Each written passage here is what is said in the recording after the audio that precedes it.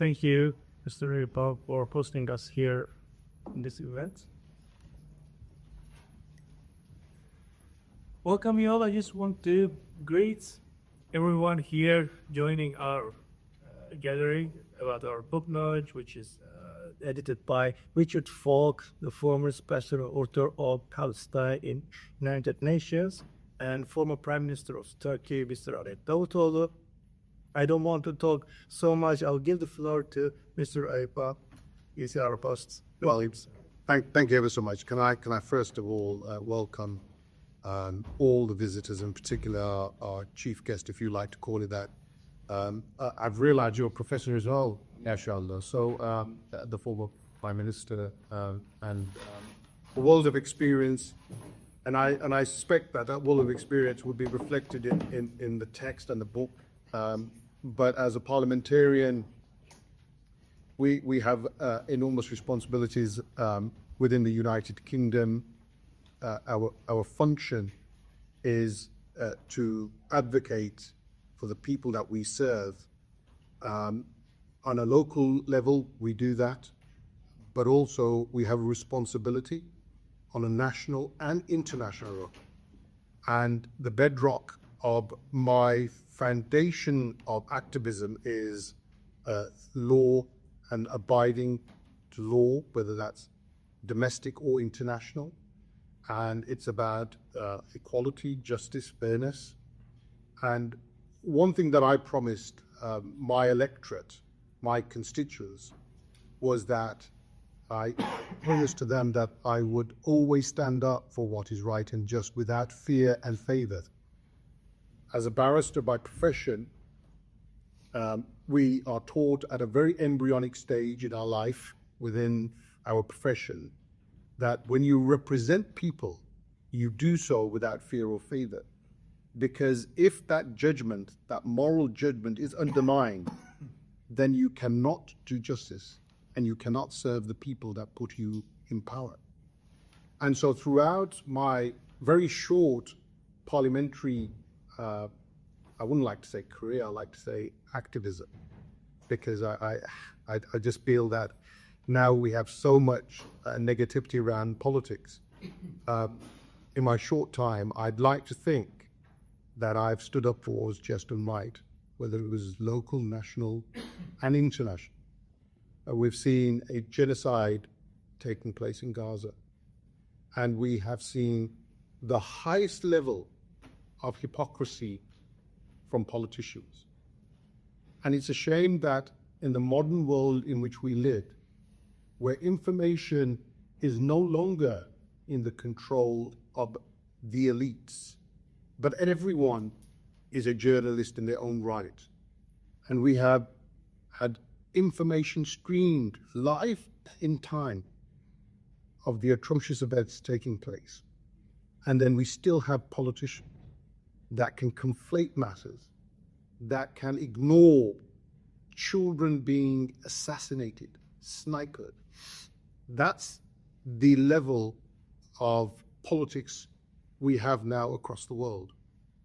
And a new form of politics will emerge, and we look forward to that new form of politics, where people are elected on the basis that they have integrity, that they have no fear, that they can speak without shackles.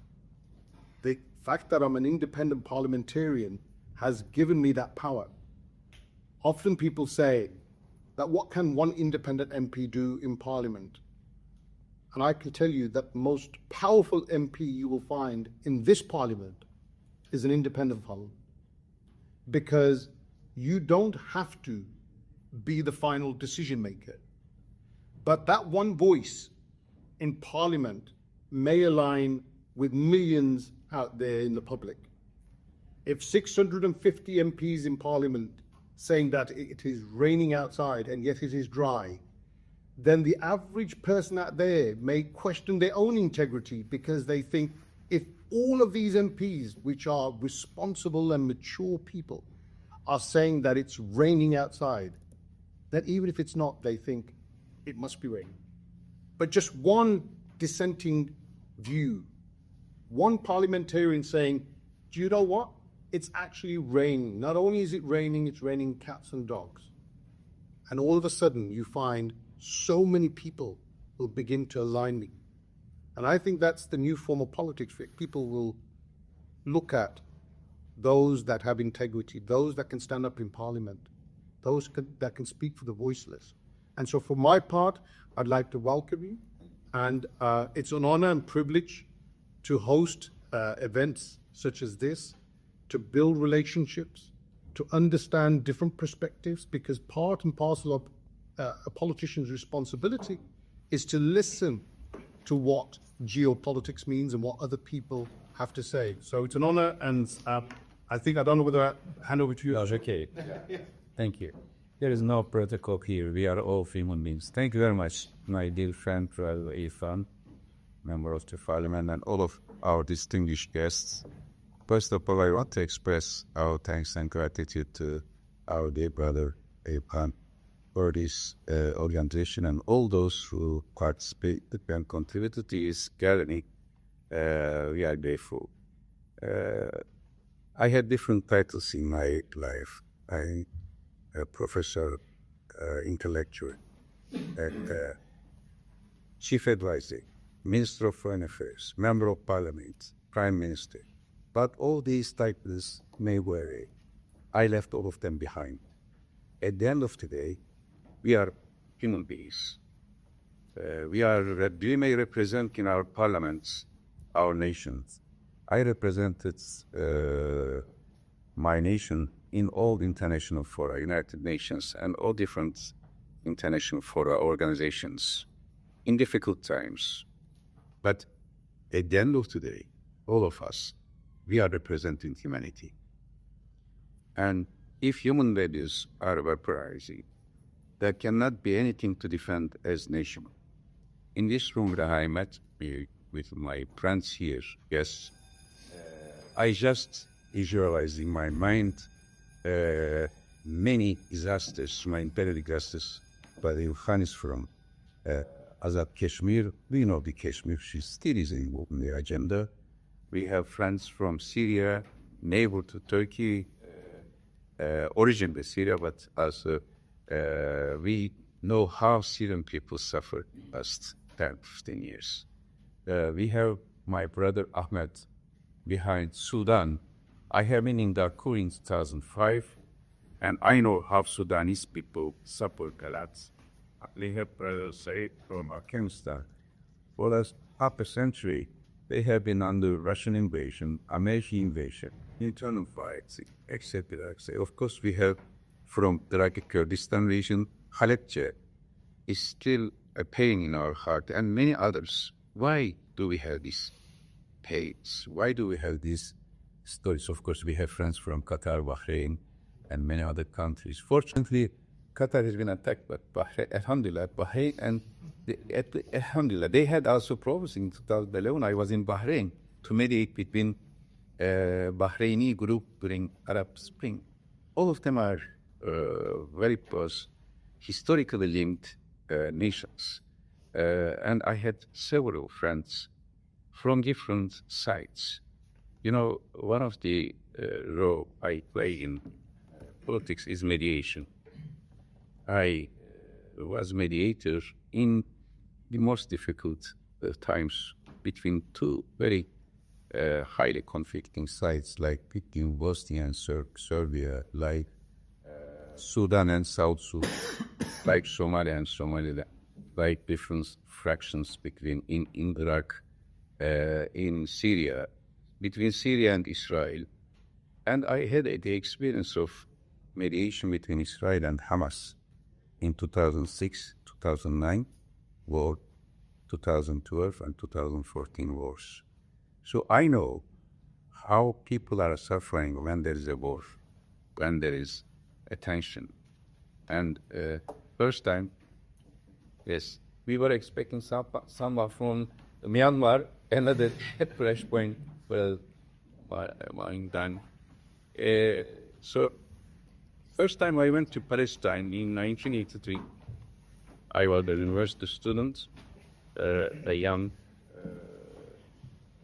attending a conference there. And I stayed one night in the Jerusalem, historic Jerusalem, and there was a martial law because Savage Attila massacres. And I lived among the Palestinians till the war. I prayed Salah to treasure Masjid al-Aqsa. So I saw the fear, at the same time the courage, the resistance, at the same time the smooth in Arabic terms in the eyes of Palestinian people. We have many problems, but Palestinians, they suffered for 78 years. A huge occupation, blockade, wars, sectors, terrorism, everything. And I observed, I was just now, my good brother Danny came, he's from Myanmar. I went to Rohingya region. I was the first foreign personality visiting Rohingya in 2011, my wife. I have seen which type of humanitarian disaster a genocide is continuing. So after all these experiences, when genocide in Gaza started, I was not stay very idle and just observe that yes, I didn't have any official position like before. Of course, I didn't have any power, but I had networks and contacts and relations with almost all leaders. When the genocide started, in my memory, I remember day 20th November 2012. It was 2012, and I went to Cairo.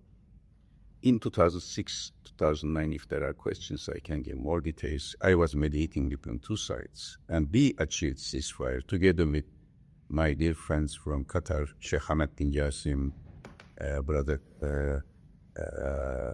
all Qatari, Khalid Atiyah, and all of them, also Egyptians. 2012, the difference was, I was in Gaza when Israel bombarded Gaza with 10 ministers from Arab countries, nearby ministers. We went there. We stayed throughout the day. Coming to evening, Israel start bombardment. Some Arab friends, of course, everybody had to take decisions. My security told me that we have to be immediate because Israel bombard is very heavy and there is a high security risks. I said no. As a human being, I cannot leave Gazans in their destiny. And my wife was with me. We went to Shifa Hospital. I am sure all of you now know Shifa Hospital. Shifa Hospital has been destroyed in this last war. And I cannot forget, my wife is doctor. She tried to help people there. And one father who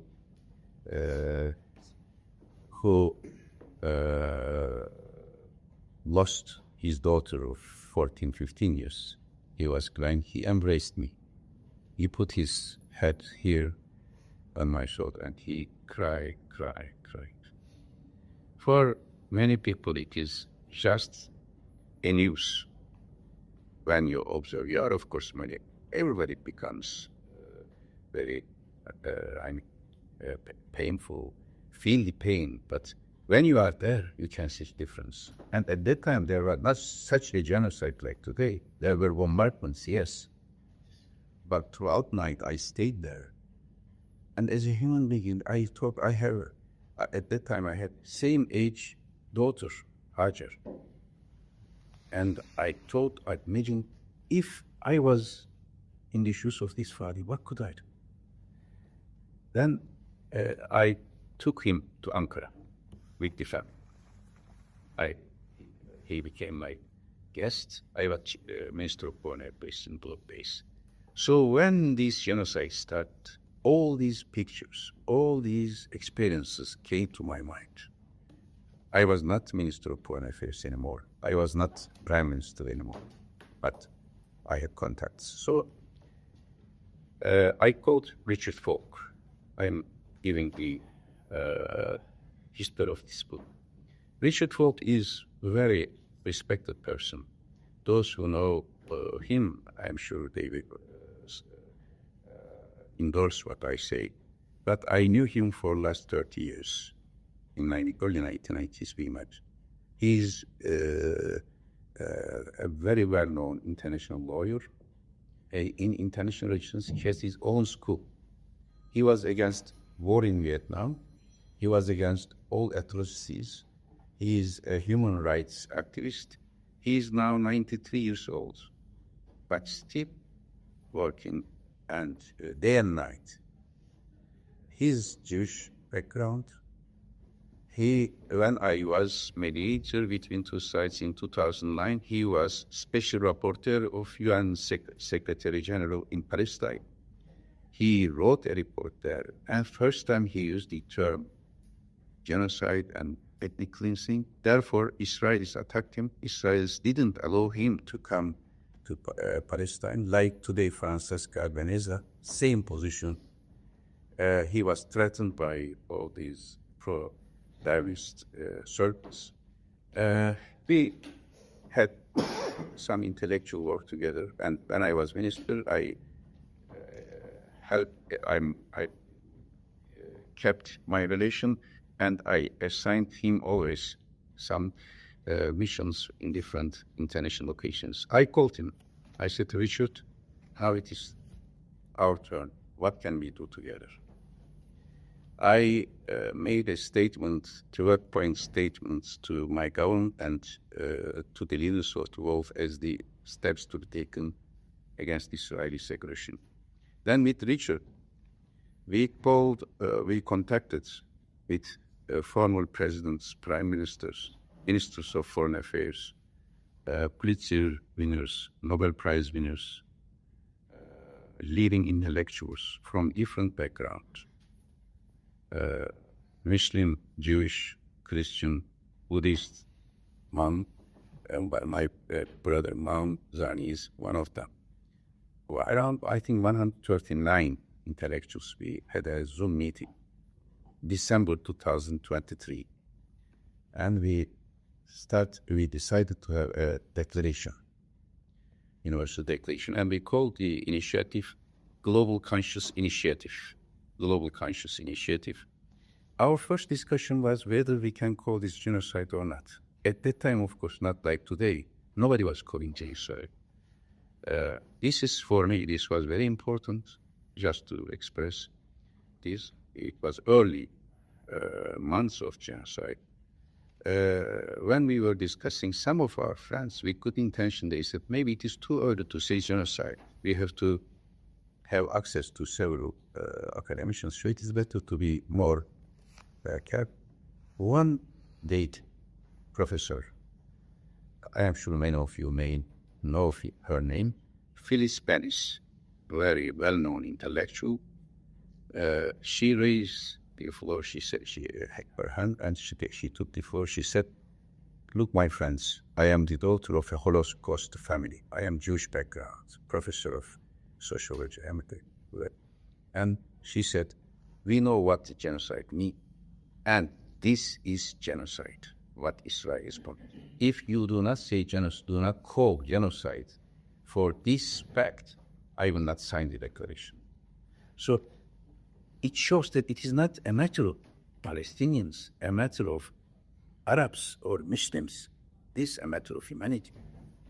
Then I wrote letter after that. We prepared a declaration and we made a declaration calling this as a genocide in, I think, 18th of December 2023. And I wrote letters to all statesmen whom I know, President Ramaphosa, President Lula, President Xi, President Putin, Spanish, Irish Prime Minister, British Prime Minister as well, and also all P5 and all whom I know. Some I know, of course. Antonio Guterres, UN Secretary General, is my very close friend. Last month we met also stand at the airport. So Come, please.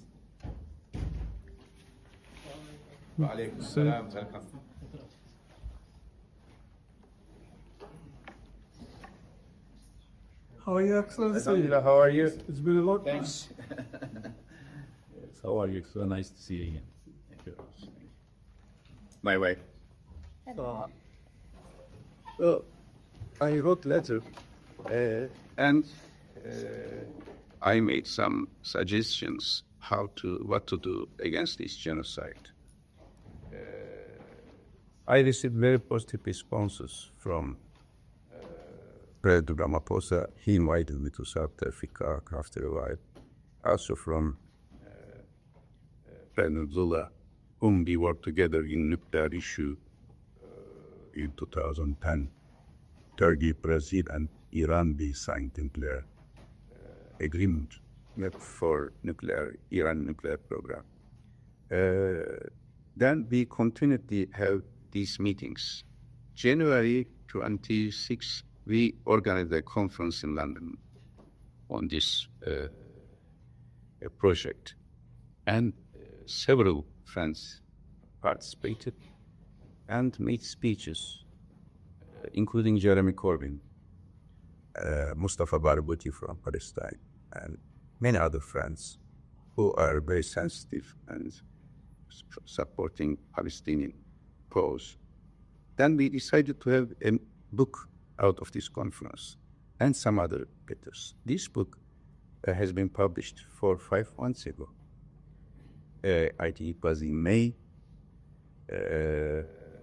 and there are 34 contributors, authors from 22 countries, and from all continents, from Australia, from Latin America, from Africa, of course, from Asia, from Europe, from almost all religions, Muslim, Christians, Jews, Hindu, Buddhist, from everywhere.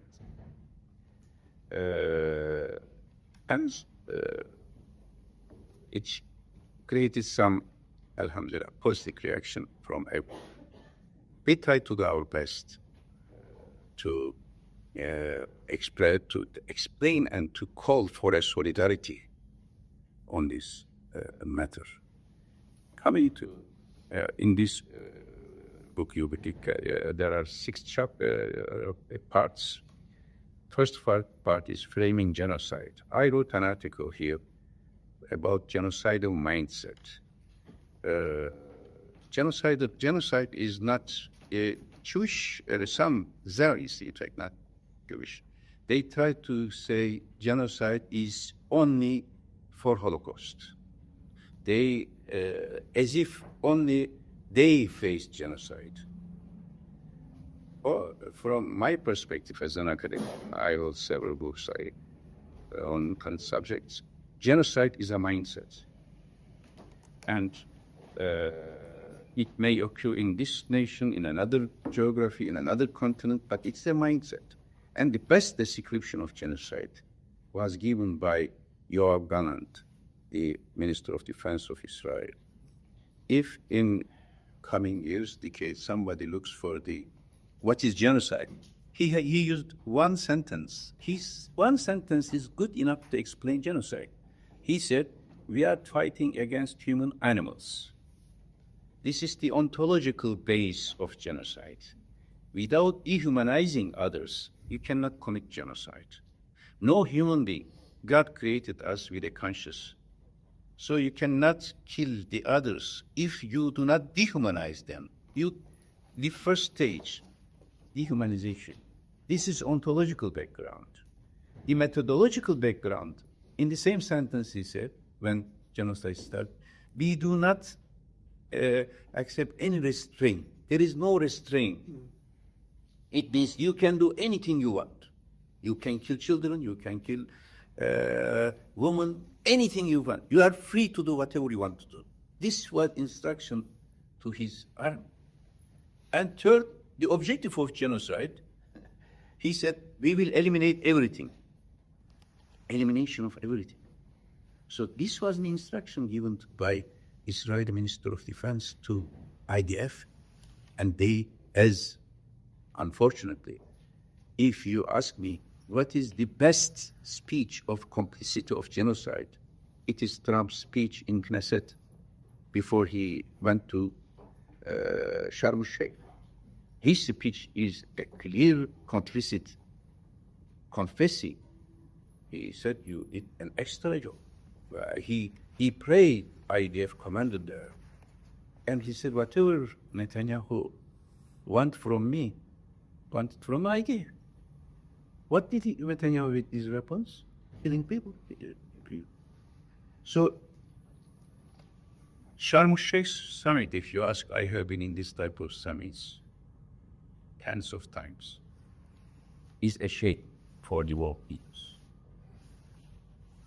If I have a favorite self, maybe, nerede benim dosya var, mavi dosya.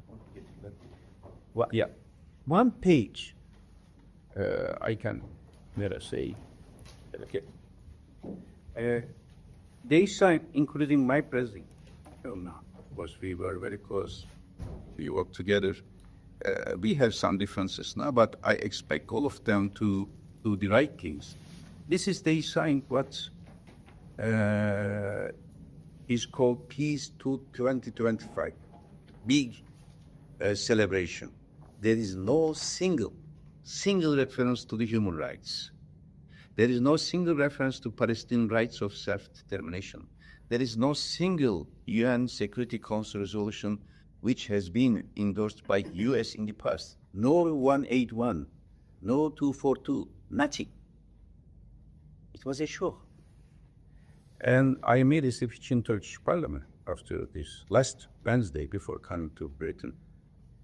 I said it before, this is my habit. If I meet with someone in the past, when I was foreign minister, prime minister, and I suggest to young diplomats the same. I read, but maybe because of my academic background, I read all of the speeches he did before seeing me. If I see it, I know all the details of autobiography. When I met first as two prime ministers with Merkel, she was surprised. I analyzed her family backgrounds, making reference to German history. We are all we are subjects of time and space, history and geography. And I wish that the leaders, Muslim, Christian, I don't prefer Arab, Turk, or Pakistan or anybody, before going to Sharm el-Sheikh, they should have read the speech of Trump in Knesset. This is not a peace. This is not even a ceasefire. A ceasefire agreement, which we now mentioned, signed in Cairo before this summit, it is a ceasefire agreement. It specifies how will be exchange of hostages and prisoners of war, etc., etc. The first phase, especially. But here there is no ceasefire plan. What was this? This was trying to legitimize Netanyahu's position, who is a criminal in front of ICC and ICJ. In my first letter to President Ramaphosa, I wrote, I especially suggested to go to ICC and ICJ 2023 December. To all the leaders, I wrote this. When they invited me to South Africa, frankly, they said, I have full endorsement of this. They said, we were expecting this application to ICC, and ICJ would be from Turkey or from an Arab country. They didn't do so. And I salute South Africa. I salute Brazil. I salute Colombia. I salute Spain. I salute Ireland. All those who resisted against this. And I salute all the people all around the world who took the streets in Sakırmaj, raised the voice. This is not in my speeches in early stages of genocide. I said, this is not a war between Israel and Hamas. Whoever thinks this is a war between Hamas and Israel, this is Israel propaganda. Sorry. whoever says Hamas is terrorist, and they is just trying to ignore the Israeli occupation of 78 years, blockades, everything, and rejecting self-determination of Palestine. It's not a war between Israel and Hamas. There was a war between Israel and Hamas. I was mediating between them. In all three ceasefires were in 2009 to 2014, I was mediator, and we were able to achieve ceasefire. They were ceasefires. But this time, this is not a war between Israel and Hamas. This is not a war between Israel and Palestine. This is not a war between Israel and Arabs. This is not a war between Israel and Muslims. This is a war between Israel and humanity. I am sure maybe you saw former Prime Minister of Israel, Ehud Olmert, statements recently criticizing. Ehud Olmert I know very well because I mediated between Ehud Olmert and Bashar Assad, between Israel and Syria, for Golan Heights. And he was telling to everybody that only I accept professors' mediation. They know that I am pro-Palestine, I am pro-Syria. But they were trusting because I am honest broker. I can give you an interesting anecdote, if I may. In 2006, Khalid Mashal came to Turkey. I was chief advisor. Because they won the election in Palestine. Of course, it was a shocking news that Khalid Mashal is in Turkey. Next day, American ambassador wanted to see me. Israeli ambassador wanted to see me. I was chief advisor at that time, not minister. American ambassador was much softer because we helped them during the Iraqi war to mediate between Iraqi Sunni groups to participate in the election, Tawafuk group, were guys. I told him, look, you praised election in Iraq as the victor of democracy. Okay, we support it. Same year, 2005, you praised election in Lebanon as the victor of democracy. We supported. But when it came to Palestine, you allowed Hamas to participate in the election, but when Hamas won the election, you said Hamas is terrorist. And you didn't recognize this. Now, how can I trust you? Then Israeli came, I told the same thing. He protested, he said, you know what happened? This was in February 2006. In July, I was working in my office in Prime Minister's office. Usually, my wife stayed in Istanbul throughout of my career as doctor. So I was alone, I was working till midnight in the office. Israeli ambassador wanted to see me urgent. I said, son, whatever. He came. I said, okay, he came. He said, Prof, at the time, they were calling me Prof. Prof, you know, we need your help. I said, what happened? Gilad Shalit, the Israeli soldier, was kidnapped by Hamas. We had an intelligence report that he would be killed tonight, executed tonight. I said, don't worry, Muslims do not execute prisoners and so forth. He said, no, we have clear evidence for this. Can you help us? Whether he's still alive or whether you can just guarantee his life. I said, you came to my office a few months ago protesting me. Now how can I trust you? Your minister should call me, not you. And they found Zip Livni from Scandinavian funds, IT, she was in Sweden. And she called me and she said, yes, this is our request. I called Bashar Assad's office to wrote there, I reached to Khalid Mashal and said, don't worry, Ustaz, he is under your guarantee. We will not touch him, but we will be negotiating with them. And you can tell them that it is under Turkish guarantee, under your personal guarantees that we can't accept any mediation. Why are in these details? Ehud Olmert was in power. They got there those days. So they know our, that on the way, his brother, Irfan, he was saying, right, the politics means integrity. If you want to get support, permanent support of the people, the basic principle is integrity. In Turkey, I had now Of course, I split from my party because of corruption. I made some other things I don't want to discuss, domestic integrity. If you want to get support, permanent support of the people, the basic principle is integrity. In Turkey, I had now, of course, I split from my party because of corruption. I made some other things I don't want to discuss, domestic politics here. But when I go to the street, rightist, leftist, government, opposition, all the masses, they say, you are the most honest prime minister we have ever seen. Because they know my lifestyle. Similarly, in mediation, international relations, this honest broker is being important. From that time until now, they try to do everything. And I had excellent relations with Mahmoud Abbas and Hamas side, just to unite them together. I was the only minister talking in UN General Assembly meeting on 28 November 2012 when Palestine was recognized as a state. So, with knowing all this background, they may be clashes, they may be massacres, ethnic cleansing, but this case is a genocide. Full stop. Nobody can deny this. And a case in ICC, ICJ. So in my article, I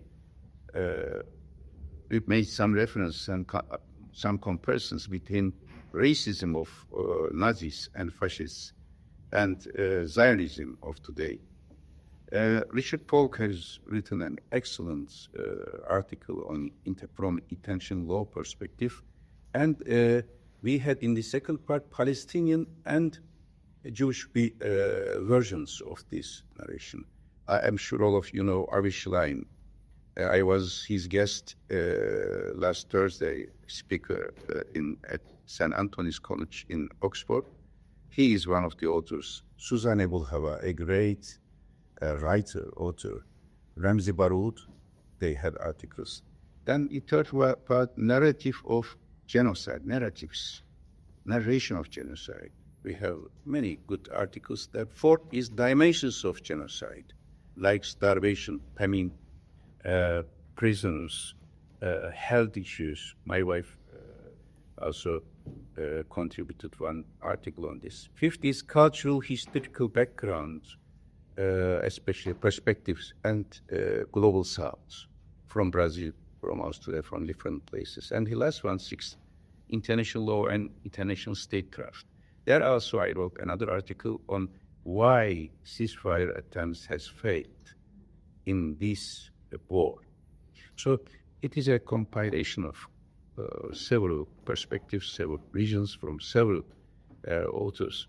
I hope it will be a good contribution to humanity. Maybe if somebody asked me this question, several people ask. Even yesterday, I visited Palestinian embassy here, and I was Palestinian ambassador Zormot, brother Dormot said, you are the first guest visiting Palestinian embassy before it was a mission. After the connect, I said, therefore I came to be the first. Now there is there are some positive developments. He asked me, what do you think about phase 2? Or what will be the future? Knowing the mentality of Netanyahu, I fought against him in diplomatic way. I don't think that they had any intention to make peace. We should not be, blind about us. There, in my article, I analyzed Zionism in the sense of a political objective. The first phase was the easiest. At least we know what to do. Exchange of prisoners, etc. But even in this first week, now 9 days after the ceasefire, 5 Palestinians were killed. Only in Gaza, in West Bank, they didn't allow Palestine. Mustafa Barghouti, every morning he's sending me a report. Today, 20 being killed. 95, this morning I received him. 95 in which type of ceasefire is? And Minister of Defense Ben Gvir says, now it is over. And now we who have taken the hostages, now we will start the war again. So we should not be just very silent about this. We have to make pressure. They attacked Lebanon. They attacked Syria. They attacked Iraq. They attacked Qatar. Unimaginable. I wouldn't imagine this. And they attacked Yemen. So I can assure you, with this I will want to conclude, they will try to annex West Bank in this stage. And they want to control Gaza, not only because Gaza is a good holiday site for Trump, but it is because the energy sources in the sea coast of Gaza. And they will try to make a buffer zone in Syria and Lebanon. So there are many challenges in front of us. The good side is Palestine has been recognized as a state by many countries. But more important is now there is a rising global conscience, which we used in our declaration. Global conscience is everything. Leaders may come and go. Regimes may come and go. Bashar Assad was so strong a few years ago. People were thinking he will continue to stay there forever. He left. He went. Many others. But you should not be away from global conscience. People in the street and everywhere in the world. First time ever in American history, the sympathy or popularity of Israel is less than 50%. This is something which will not be changed again. So thank you very much for this gathering. I hope this will be an asset for the humanity, for next generations, to prevent any attempt of genocide in other continents or countries as well. Thank you very much. Very fun.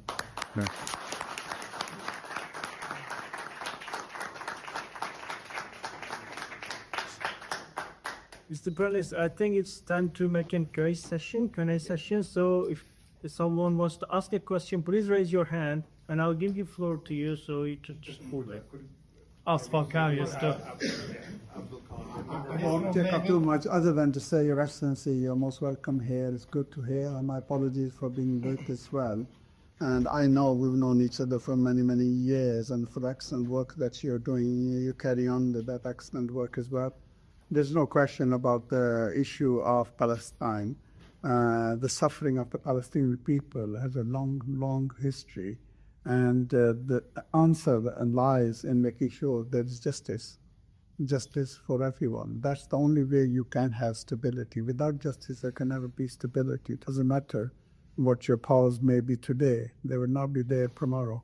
Justice is the one who gives you. That's a standardization of that. So on our part here, there are a lot of parliamentarians who have been working from day one, pushing towards that. And we're pleased that some steps have been taken by the current government where they've done the recognition.